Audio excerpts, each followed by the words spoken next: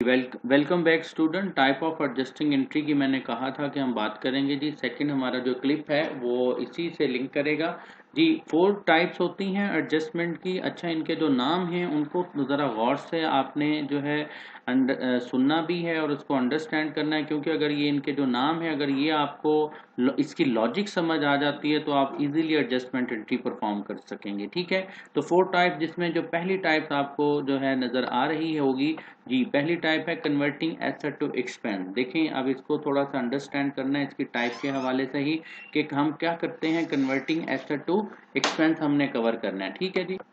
Ji, converting asset to जो expense है, पहली बात देखें कि पहले इसका जो समझ आ रहा है कि एसेट है और उसको कन्वर्ट कर रहे हैं किसमें, एक्सपेंस में। ठीक है, तो एसेट था उसको कन्वर्ट कर रहे हैं किसमें, एक्सपेंस में। बिल्कुल ऐसा ही है। देखें, जैसे मैंने कहा था कि एडजस्टमेंट एंट्री जब आपने करनी है तो किन चीज़ों का ख्याल रखना है कि मोर देन वन अकाउंटिंग पीरियड से ये टच हो रही है। ठीक है, अच्छा, जो अकाउंटिंग पीरियड है आपने किस में रहना होता है, करंट पीरियड में रहना होता है। ठीक है, अब जो ट्रांजैक्शन है या तो वो क्या हो सकती है, पहले हो चुकी होगी, आई मीन कि हमारे पास में हो चुकी है, उसका अफेक्ट है और हम करंट पीरियड में रहते हुए उस अफेक्ट को दूर करना चाह रहे हैं, उस हिसाब से एडजस्टमेंट कर रहे हैं। ठीक है, या फिर ये है कि अभी करंट पीरियड में आपका क्या है, वो काम हो चुका है, वो ट्रांजैक्शन हो चुकी है, लेकिन आप उसको नेक्स्ट फ्यूचर पीरियड में लेके जाना चाह रहे हैं, तो that time you also need to perform the adjusting entry. ठीक है, आप करंट पीरियड में हैं, दो ही पॉसिबिलिटी हैं, या तो पास्ट है उससे लिंक कर रही होगी,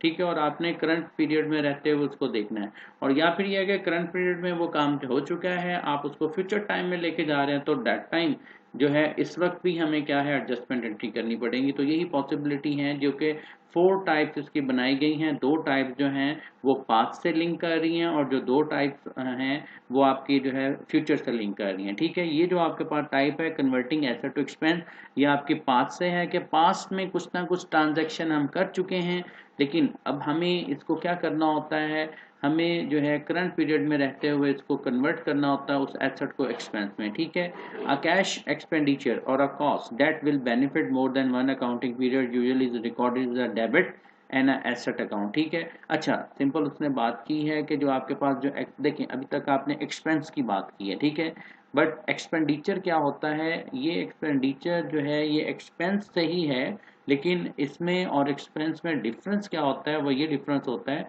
कि आप देखें, एसेट की हमने डेफिनेशन की थी। एसेट हम क्यों एक्वायर करते हैं, ताकि हम फ्यूचर में बेनिफिट ले सकें। उन एसेट्स को कंपनी यूटिलाइज करते हुए फ्यूचर में बेनिफिट ले रही होती है, ऐसा ही है ना जी।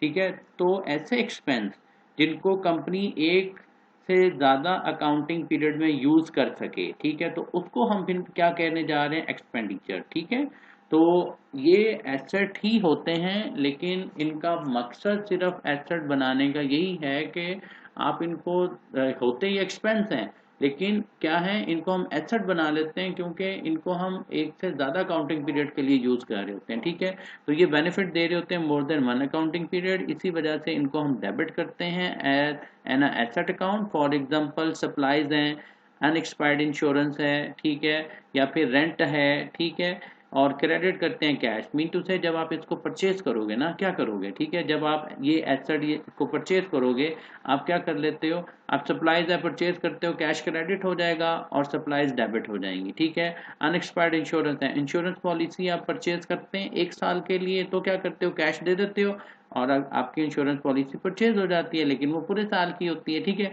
इसी तरह से आपके पास रेंट वगैरह है, वो भी आप एडवांस में समटाइम दे देते हैं। रेंट अपनी फीस है आपकी, ठीक है, आपकी ट्यूशन फीस है, वो क्या करते हो, एडवांस में पे करते हो ना, और आफ्टर 4 उसके पे करने के बाद जो 4 मंथ है आपको क्या है, यूनिवर्सिटी की तरफ से आपको एजुकेट किया जा रहा होता है। ठीक है, तो यही चीज़ कि आपके पास जब भी आप ये काम कर रहे हैं जिसमें जो है आप एडवांस पेमेंट कर रहे हैं लेकिन है वो एक्सपेंस, तो उसको हम एक्सपेंडिचर का नाम देते हैं। ठीक है, अच्छा, asset account created actually represent the deferral of an expense. अच्छा, ये जो आपके पास ये डेफरल है, ठीक है, इसको हम क्या कह रहे होते हैं कि जो एसेट अकाउंट है जब क्रिएट हो जाए इस पर्पज के लिए, तो उसको आप क्या, deferral of an account expense. ठीक है, तो उसको हम जो है डेफरल कंसिडर करते हैं, और each future period that benefit from the use of this asset an adjusting entry is made to allocate the portion of the asset cost from the balance sheet to income statement and income statement as an expense। ठीक है,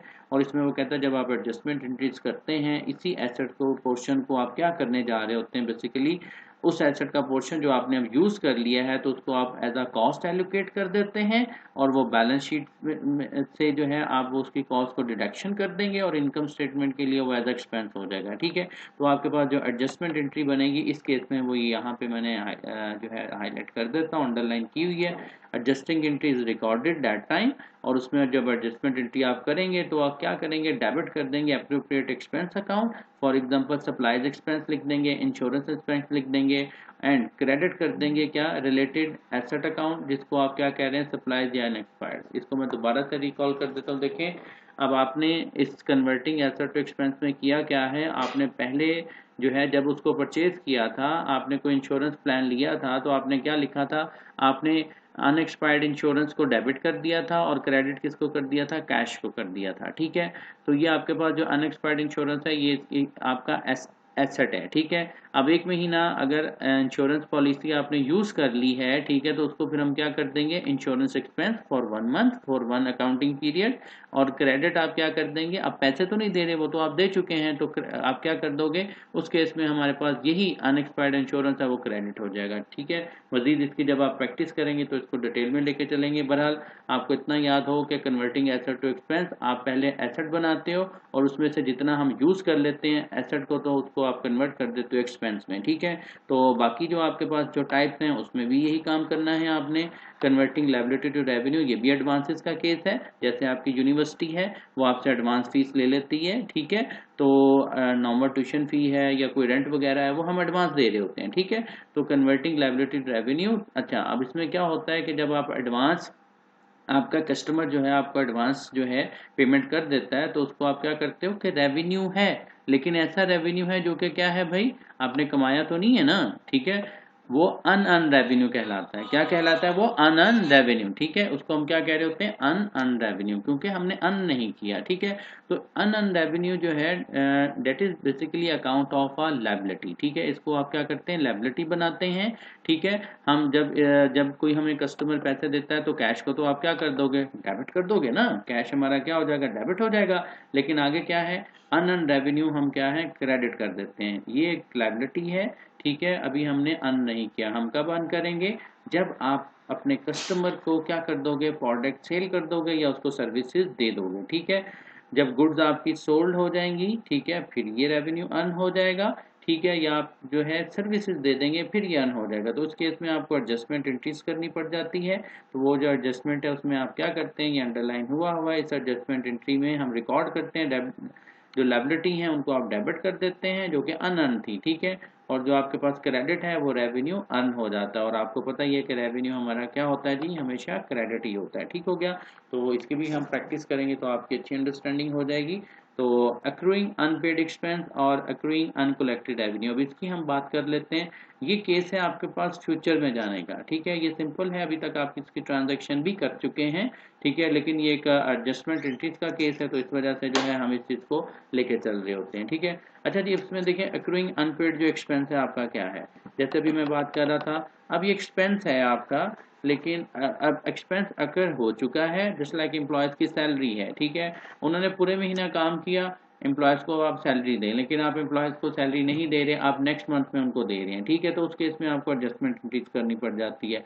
utility bill है आपके, ठीक है, आपके पास utility bill कब आता है, जब आप क्या करते हो, पूरे मंथ के जो भी यूनिट है आपने कंज्यूम किए, ठीक है, वो 100 थे, 200 थे जितने यूनिट आपने कंज्यूम कर लिए तो आपको जो है बिल दे दिया जाता है। ठीक है, तो आपने उस बिल को जो है नेक्स्ट मंथ में पे करना होता है। ठीक हो गया, तो इस केस में क्या है कि हमारा अनपेड एक्सपेंस है, लेकिन आप नेक्स्ट फ्यूचर अकाउंटिंग पीरियड में जो है उसको पे कर रहे हैं, तो उसको आप क्या कहते हैं, अनपेड एक्सपेंस। ठीक है, accruing mean to say expense occur हो चुका, लेकिन आप उसको क्या कर रहे हैं, फ्यूचर में पे करेंगे, तो उसमें हम फिर क्या करेंगे, सिंपल सी ट्रांजैक्शन।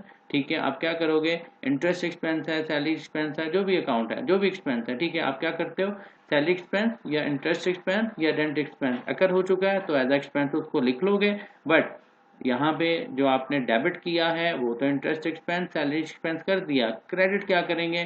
क्रेडिट ऑब्वियसली बात है, आप यही कह दें कि नेक्स्ट पीरियड में आपने पे करना है, तो आप उसके लिए एक्सपेंस का नाम लिखेंगे और साथ में पेएबल लिख देंगे। यहाँ पे देखें एग्जांपल, ठीक है, कि हमने जो है क्या करना है, इंटरेस्ट पेएबल कर देंगे या सैलरी पेएबल कर देंगे, ठीक है। तो ये हमारे पास क्रेडिट हो जाएगा। इसी तरह से आपके पास जो है एक्रूइंग अनकलेक्टेड रेवेन्यू की एग्जांपल है। अनकलेक्टेड रेवेन्यू से क्या मुराद कि आपने जो है सर्विसेज दे दी हैं अपने क्लाइंट को, आपने जो है रेवेन्यू अर्न कर लिया है, लेकिन आपके क्लाइंट ने आपको पैसे नहीं दिए, तो इस केस में फिर क्या होता है जी, इस केस में अकाउंट रिसीवेबल होता है। बिल्कुल अकाउंट रिसीवेबल जनरेट होगा। तो इसकी जो आपके पास एडजस्टिंग एंट्री है वो भी इसी तरह से कि अकाउंट रिसीवेबल को हम क्या कर देंगे, हम डेबिट कर देंगे, या इंटरेस्ट है, कोई इंटरेस्ट रिसीवेबल है वो उसको हम डेबिट कर देंगे। क्रेडिट क्या कर देंगे, सर्विसेज रेवेन्यू अर्न या इंटरेस्ट अर्न, जो भी हमने कमा लिया, अर्न अर्न कर लिया है, रेवेन्यू अर्न कर लिया है, ऑब्वियसली बात है वो हमारा क्रेडिट ही होगा, ठीक है। बट क्लाइंट ने हमें पैसे दे देता तो हम कैश को डेबिट कर देते, लेकिन वो नहीं दे रहा, वो फ्यूचर टाइम में देगा, आफ्टर 10 डेज देगा, आफ्टर 20 डेज देगा, जो भी हमारा एग्रीमेंट हुआ, तो उस केस में हम क्या करते हैं, अकाउंट रिसीवेबल को हम डेबिट कर देते हैं। ठीक हो गया जी, ये टाइप्स थी, और नेक्स्ट वीडियो क्लिप में जो है हम इसके अकाउंटिंग प्रिंसिपल को पढ़ेंगे। ठीक है जी।